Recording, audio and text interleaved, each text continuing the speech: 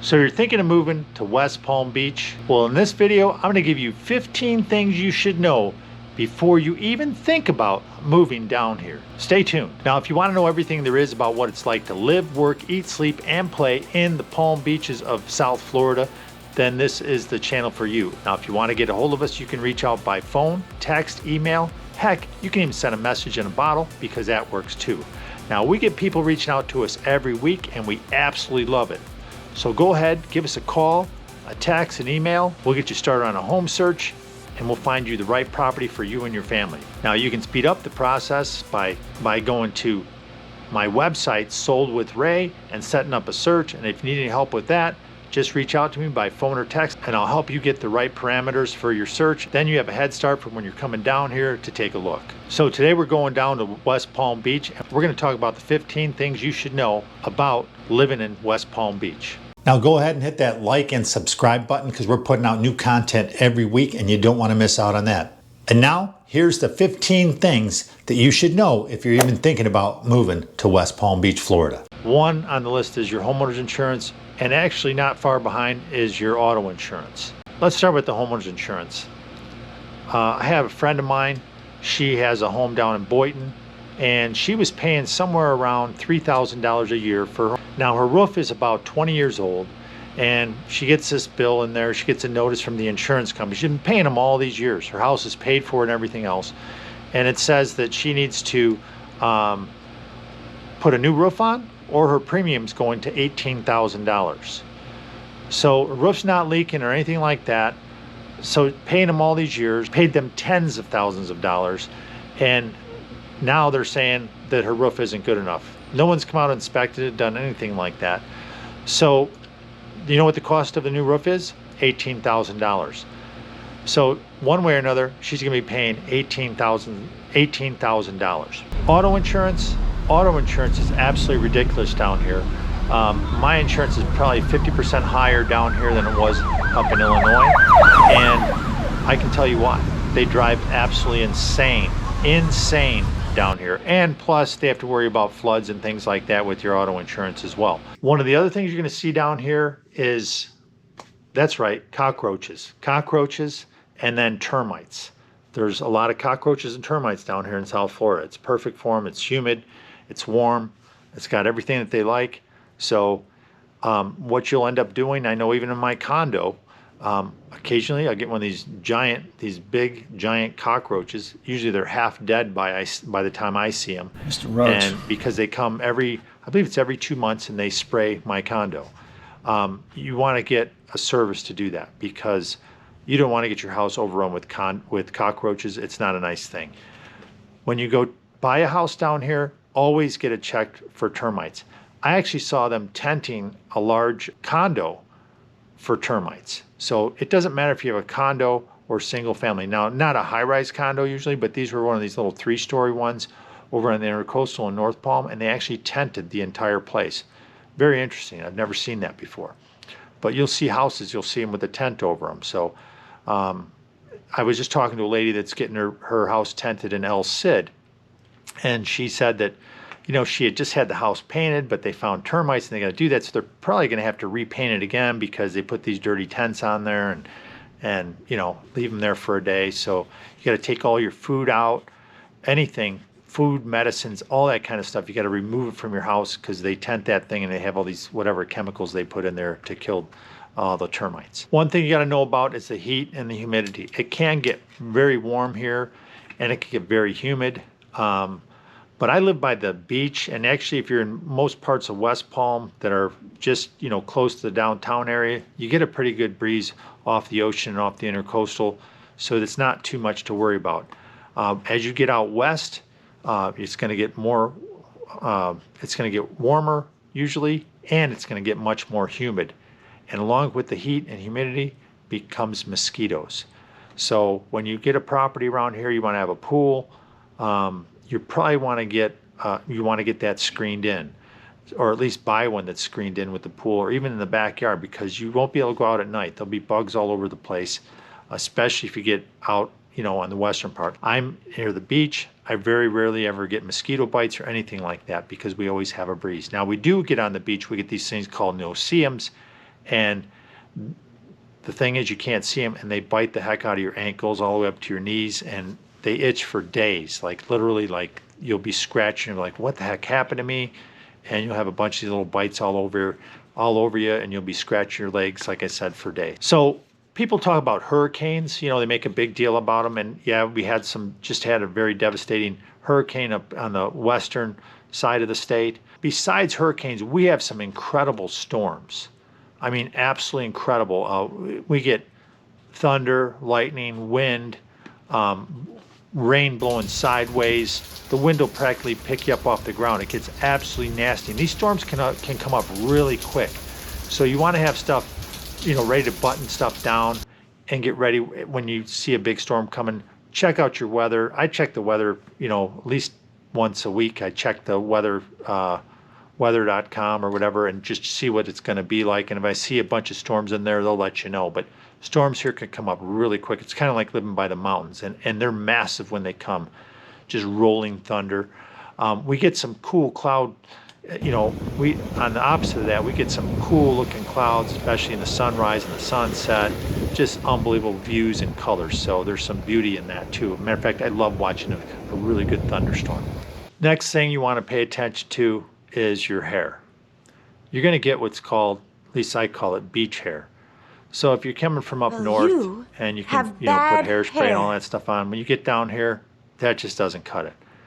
The humidity, the wind, your hair is going to get all over the place. I keep mine kind of short. I know you women that have longer hair and that's great. I love long hair on a woman, but you know, probably gonna wear a hat and ponytail when you're out near the beach or around all the wind and everything. So it gets really, your hair can get really frazzled. You can definitely have a bad hair day almost every day. One of the big things I notice when I'm down here is the wealth gap. You'll see this extreme wealth. You'll see these people driving Bentleys, McLarens, Rolls Royces, you know, the Maseratis, all these fancy cars. You know, a Mercedes down here is like a Chevy up north. So it's like just cars everywhere, money everywhere. And I'm talking about real wealth. You know, we got Palm Beach there. That's Palm Beach, you know, that's Millionaire Row right there, or Billionaire Row right there. So just tons of money down here. And then you'll go a mile from there and there's, you know, tons of panhandlers and all that kind of stuff. You'll see them usually on the exit ramps. They'll be in the medians. You'll see panhandlers all over the place. I think a lot of them are probably, you know, I'm not going to get into that debate, but a lot of homeless people are probably some mentally ill and a lot of drug addicts. But, you know, you choose to do whatever you want to do as far as you want to give them something or not. But from my experience, a lot of them are there for a reason. So is the traffic down here. People drive incredibly fast, but then there's a lot of traffic. So if you're heading down to Miami on a Saturday night, a Friday night, it's going to take you 2 hours. I'm just going to tell you that. If you're heading down, and on a Sunday, that could take you like an hour and 10 minutes. But if you go into Fort Lauderdale, you're looking at least an hour to an hour and a half, same on a Friday, Saturday night. So it's you know, the traffic really gets packed, and they use the same, you can either go the tollway or 95. I usually just take 95 because it takes me a long time to get over to the tollway, and I put my GPS on and I just see where the traffic is.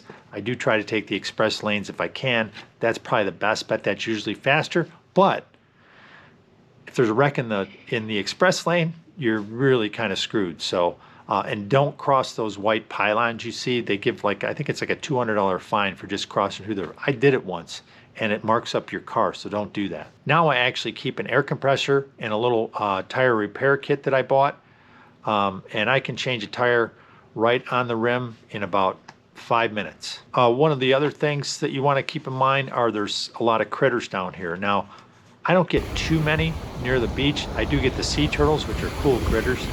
I get a lot of lizards all over the place. I've had lizards the size of my pinky finger up to these giant iguanas. They're like they're huge. They're like 3 feet long. They get these giant heads on them, like the size of a grapefruit. Iguanas actually is open season on iguanas here in South Florida. So they're an invasive species. So you can take out as many iguanas as you want. And there's all types of other lizards. There's a curly tail lizard that's invasive. And then there's these tree lizards. There's just all kinds of lizards, frogs, toads, things like that. I don't really get many of the snakes. I've seen some snakes by me. King snake I've seen actually by my condo. They're safe. There are some poisonous snakes out there, but I've never run across them. And then if you get out further into some of these ponds and stuff, you'll get some gators. I don't have any gators. I've never seen them in the intercoastal or anything. Only thing I've seen there is manatees and a lot of fish and aquatic animals. Oh, and I see rats too. There's actually a lot of rats down here in South Florida, just so you know. They call them house rats. I call them beach rats. I've seen them in the beach here, walking across the road. I've had them walk right through my patio. So if you have any food or garbage out, they'll be coming for it. One of the things to watch out for down here is contractors. There's a lot of really good high quality contractors on there, but there's a lot of bad ones, and I'm sure you've all heard that. Be careful with that. I've seen people get ripped off. I knew a girl that was getting her kitchen done. She gave the guy like 10 grand for a $25,000 job for her kitchen and her bath, and didn't hear from the guy for like months, or they start it and then they don't finish it. So just watch, make sure you check the people out. And this was actually from a referral, but really check them out, even beyond, the referral, because the last thing you want to do is, dish out 10, 20, 30 grand of your hard-earned money and have somebody walk on you. If you're thinking of moving down here in a service industry, you can just crush it down here, that's for sure, especially if you do good work. Entering and exiting gated communities. So whether it's a condo or a golf community, the ones especially with the doorman where they got to check your license out and they got to call the homeowner or the condo owner, registration, those please. can be the worst. You got to tack on an extra 15 to 30 minutes usually, especially at certain times of the day. There'll be a line, and be careful somebody doesn't run into you.